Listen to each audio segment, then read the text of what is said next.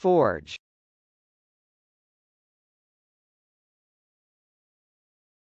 Forge.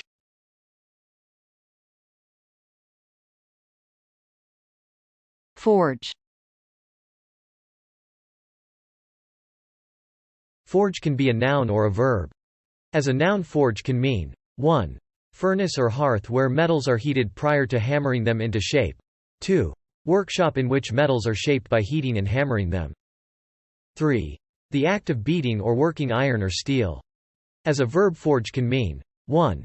To shape a metal by heating and hammering. 2. To form or create with concerted effort. 3. To create a forgery of, to make a counterfeit item of, to copy or imitate unlawfully. 4.